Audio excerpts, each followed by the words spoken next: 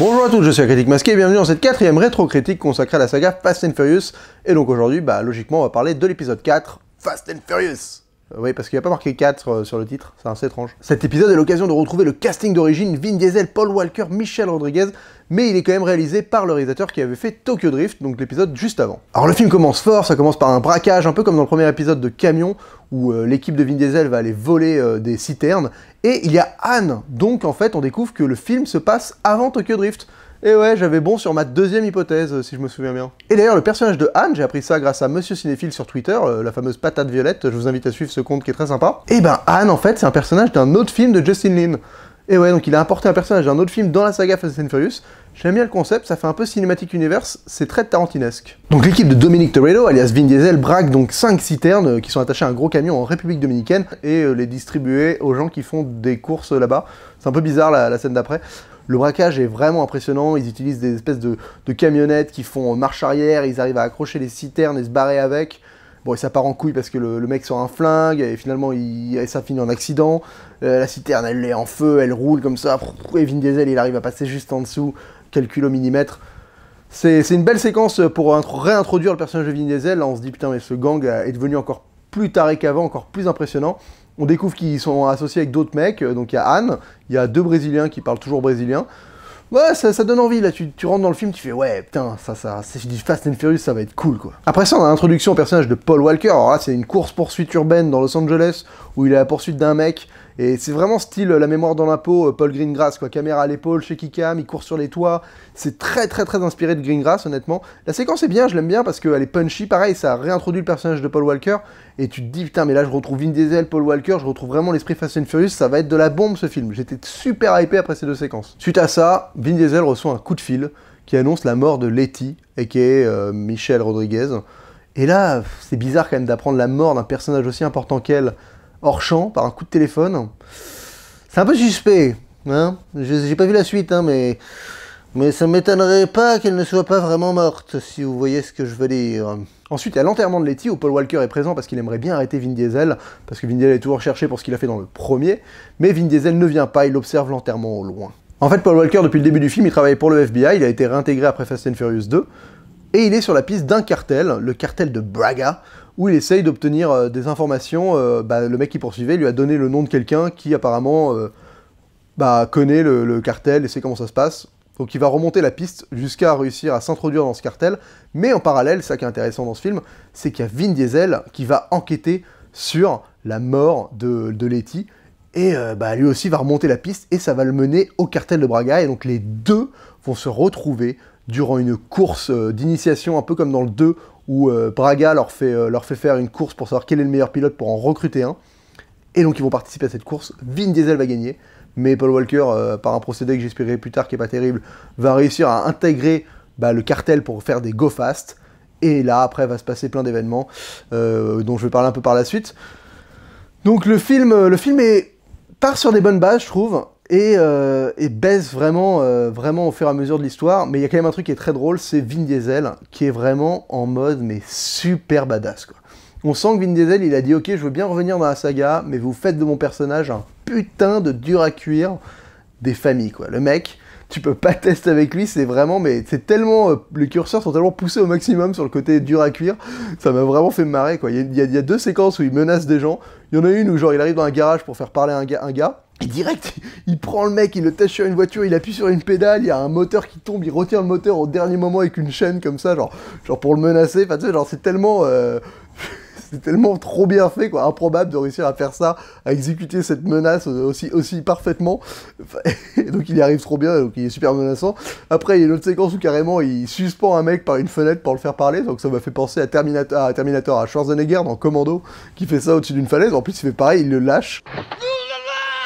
Mais bon, le mec se rattrape à un rideau, ce qui est quand même assez improbable. Il y a une séquence qui ressemble aux Experts, où il arrive sur la route où est morte Letty d'un accident de voiture, et il visualise l'accident, tu vois, genre il visualise les voitures, il visualise tout ce qui se passe. La séquence est cool visuellement, il y a les voitures qui le traversent comme ça, un peu en mode fantôme. Et mec, t'es un expert de la police scientifique, t'arrives à voir ce qui s'est passé juste en étant sur une route, à se dire la voiture a dérapé comme ça, après elle a fait 3 tonneaux. Le mec, il est beaucoup trop fort. Le mec se prend une balle, mais le mec en a rien à battre, il a encore moins de réaction que si tu te fais piquer par un moustique, quoi. C'est vraiment genre, oh, Oh tiens, on m'a tiré dans le dos. Oh bah j'avais pas vu.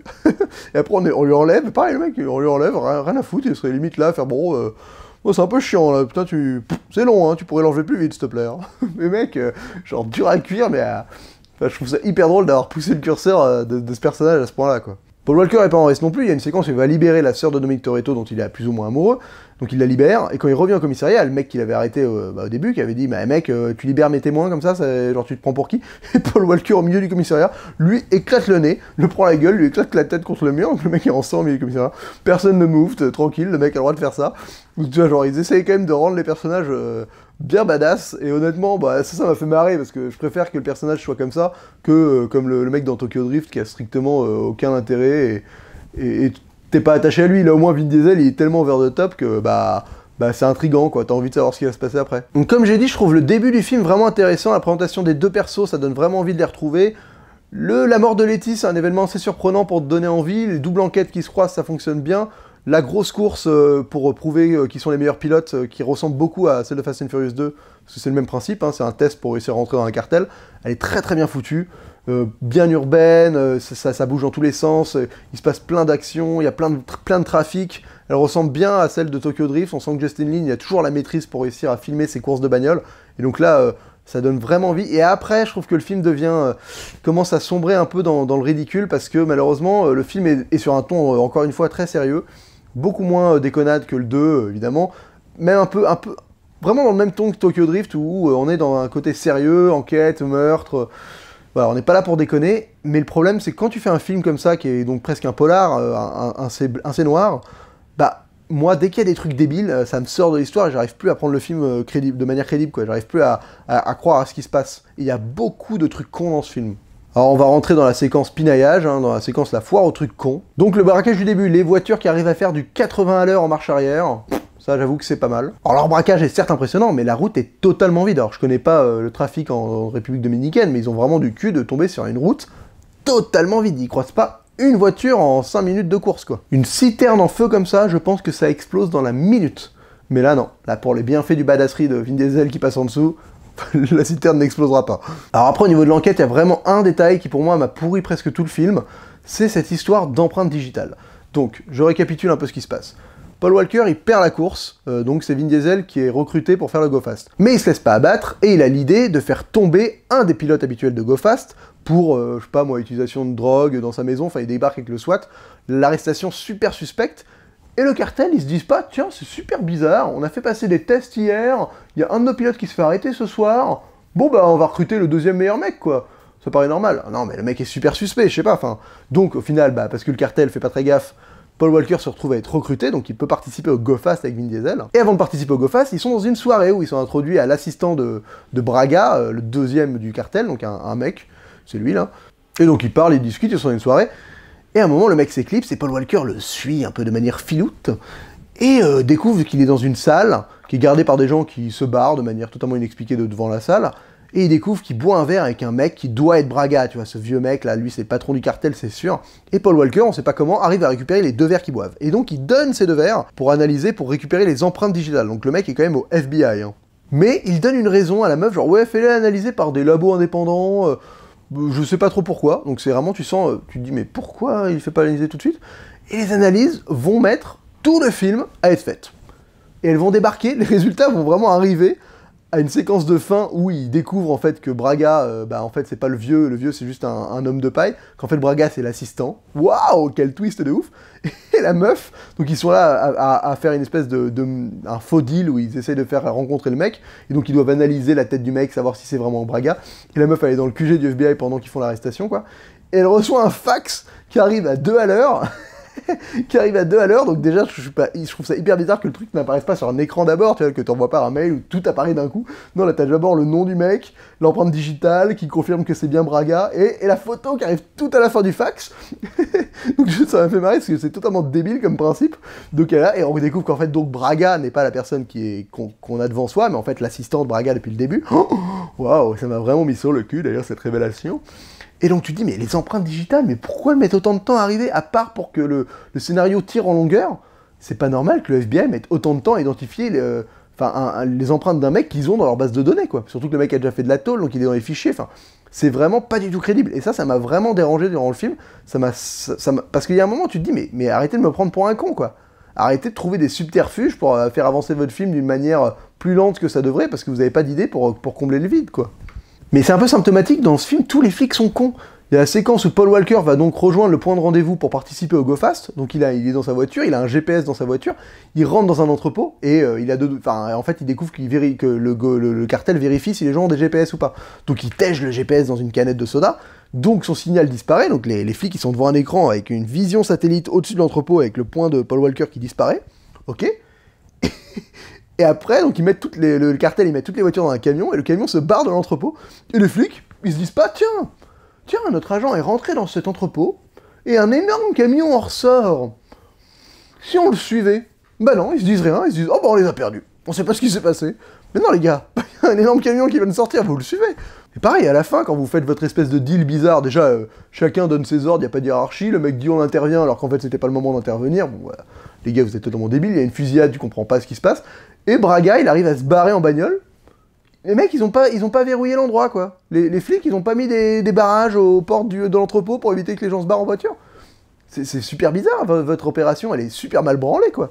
Vous êtes vraiment une bande de boulets, en fait. Les méchants sont pas terribles non plus, hein. Alors déjà, le coup de Braga qui se fait passer pour son homme de main, mais qui est en fait Braga, ça m'a pas du tout intéressé. Et à la fin, le mec, donc, il vient d'échapper à la police à Los Angeles, il se retrouve au Mexique, et il va dans une église.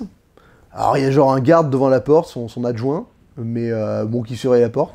Et t'as Paul Walker et Vin Diesel qui débarquent dans l'église par une petite porte sur le côté, qui arrivent à braquer Braga, à le mettre dans leur bagnole, à se barrer avec. Genre en 2 secondes, la sécurité de merde du méchant. Et après, tu sais pas comment, ils se retrouvent poursuivis au milieu du désert par 50 bagnoles. Donc les mecs, c'est 2 gros pilotes qui ont des super cylindrés, Vin Diesel et Paul Walker, ils se font poursuivre par des vieux mecs en pick-up pourris. tu comprends pas pourquoi, et ils finissent par rentrer dans un tunnel. Parce que ce tunnel, il est important, en fait, quand ils font des Go Fast, le cartel, il passe dans un tunnel sous la frontière américaine-mexicaine. Et alors, la première séquence où on découvre ce tunnel, elle est de nuit, je déteste cette séquence, je la trouve super sombre. Qu'est-ce que j'aime pas les séquences sombres dans les films? Alors, le problème, c'est que je l'ai pas vu au cinéma, là, je l'ai vu en DVD un matin, donc mon écran était peut-être, ma chambre était peut-être un peu trop claire, mais je n'ai rien vu de cette séquence, quoi. Donc bref, il y a ce tunnel qui est plutôt cool, c'est un peu trop numérique à mon goût. Et donc, dans la séquence de fin, Paul Walker et Vin Diesel s'échappent par ce tunnel. Et donc il y a une course-poursuite dans ce tunnel qui est assez impressionnante. Et donc Paul Walker finit par sortir de ce tunnel avec Braga, et il a un accident et carambole. Et donc là, t'as l'adjoint de Braga qui arrive, qui chope Paul Walker qui a un flingue, tu vois, qui va pour le menacer. Et le mec lui sort un speech. Le mec, t'as juste envie de lui foutre une balle dans la tête, fous-la ta balle dans la tête. Parce qu'évidemment, à force de dire ton speech, dont on se demande qu'est-ce que t'as à dire à ce mec que tu dois juste buter sur le moment, bah évidemment, t'as Vin Diesel qui débarque avec sa bagnole et qui t'éclate la gueule, et oui, qui t'écrase avec sa voiture. Parce que t'as voulu faire un speech. Tu vois, c'est le genre de truc, ça m'énerve quand les méchants agissent de manière aussi idiote. Je trouve que ça gâche toute une scène qui aurait pu être vraiment cool. Mais le problème, c'est que si le mec tire tout de suite, Paul Walker, il est mort, il n'y a pas Fast and Furious 5. En fait, il aurait dû le buter dans le site ou dans le 7, je sais pas à quel moment Paul Walker est vraiment mort dans la vie, mais voilà, il risque de mourir aussi dans la saga, j'imagine. Pour conclure, le film contient quand même pas mal de bonnes séquences. Tout ce qui est séquence avec des voitures, je trouve que c'est un palier au-dessus en termes d'intensité et de force de ce qui avait été fait précédemment. La première séquence, le braquage, c'est quand tu compares avec le premier braquage du premier Fast and Furious, là il est encore plus punchy, il est encore plus grand, quoi. Tu sens qu'ils ont changé d'échelle un peu de choses. Enfin, là, il y a un énorme accident, la voiture, elle passe sous la citerne, ils ont un plan où ils gèlent les trucs. Enfin, c'est beaucoup plus grandiose, beaucoup plus impressionnant. La séquence de course-poursuite dans la ville avec un espèce de GPS 3D qui est beaucoup trop présent. Je sais pas pourquoi ils se sont attardés sur cette espèce de GPS 3D, là. Ça a fasciné le réal, j'ai l'impression. Mais bon, la séquence fonctionne à mort. Tout ce qui se passe avec le Go Fast dans les tunnels, c'est pareil, c'est bien foutu. Un poil trop CGI, mais bon, ça a quand même de la gueule. Donc, en termes d'action et de conduite de voiture, le film fait le taf. J'aime bien la référence un peu à Mad Max à la fin, là, quand ils sont dans le désert poursuivis par plein de voitures. Enfin, au final, c'est peut-être Fury Road qui se sera inspiré de Fast and Furious 4, peut-être. Donc, en termes de voiture, Justin Lin, il a pas perdu la main, il a des bonnes choses. Mais l'histoire, à un moment, elle devient trop confuse, elle devient trop n'importe nawak. Enfin, pas n'importe nawak, mais c'est pas assez bien lié, quoi. Genre, à un moment, il y a Vin Diesel qui retrouve des affaires de Letty chez Paul Walker. Truc totalement forcé, il retrouve un téléphone dans un sac de scellé, il appelle un numéro et c'est le portable de Paul Walker qui sonne, et donc il finit par lui casser la gueule. Enfin, c'est des séquences, tu sens qu'ils avaient besoin de cette séquence, genre ouais, ça serait cool de faire que les deux en fait, et ils se tapent dessus un peu à un moment. Ah ouais, bah on va forcer le truc. Et tout est un peu forcé comme ça, tu vois. Et donc et au final, ça a pas réussi à m'intéresser parce que je sentais qu'on était juste là à essayer de me faire arriver d'un point A à un point B et qu'on faisait pas vraiment attention aux petits événements qui liaient les choses et qu'il y avait plein de facilités scénaristiques. Donc, d'un film qui aurait pu vraiment être bien, parce qu'il y a une idée sympa de faire mourir Letty, de faire la double enquête où les deux se retrouvent, ils ont de l'animosité l'un pour les autres, mais ils finissent par se retrouver une confiance mutuelle et tout ça. C'est bien pour réamorcer la rencontre des deux personnages, mais je trouve qu'il y avait trop d'approximations scénaristiques, malgré une mise en scène qui fonctionne, hein, bien punchy, bien urbaine. Donc écoutez, je vais lui donner la note de 2 masques et demi sur 5, voilà, je le trouve moins bien que les deux premiers, parce que j'ai beaucoup aimé le deuxième, parce que c'était n'importe quoi. Le premier, je trouve qu'il tenait très très bien son concept, il avait un bon ton, ça fonctionnait. Et là, au moins, il y a plus d'enjeux, il y a un peu plus de trucs que dans Tokyo Drift, quoi. Mais ça reste quand même un peu mal écrit, quoi. C'est vraiment... c'est dommage c'est trop de gâchis, quoi. Donc la moyenne, parce que je trouve que factuellement, en termes de séquence, il y a ce qu'il faut, mais il n'y a pas assez d'attention portée au scénario, et quand un scénario est un peu bancal dans un film, malgré que ce soit un film d'action, soit c'est assumé, soit genre un truc comme John Wick où c'est hyper minimaliste mais on s'en fout, c'est assumé. Soit si tu essaies de faire un truc un peu compliqué avec des retournements de situation, tu dois lécher ton boulot. Et là c'est pas du tout léché, là c'est un peu bâclé. Voilà. Donc écoutez, c'est tout pour cette 4ème rétrocritique de la saga Fast and Furious. On se retrouve très vite pour l'épisode 5. Après il y aura le 6, après il y aura le 7 et le 8 au cinéma, que je risque d'aller voir en XDR 4D, le je sais pas quoi, là le truc avec les fauteuils qui bougent. Donc je vous raconterai mon expérience. N'hésitez pas à commenter, à me dire ce que vous avez pensé des Fast and Furious sur cette vidéo. N'hésitez pas à liker, à partager, à vous abonner, à faire tout ce qu'il faut pour que la vidéo devienne un hit planétaire. Voilà, on se retrouve très très vite pour une prochaine vidéo. Et d'ici là, bonne toile!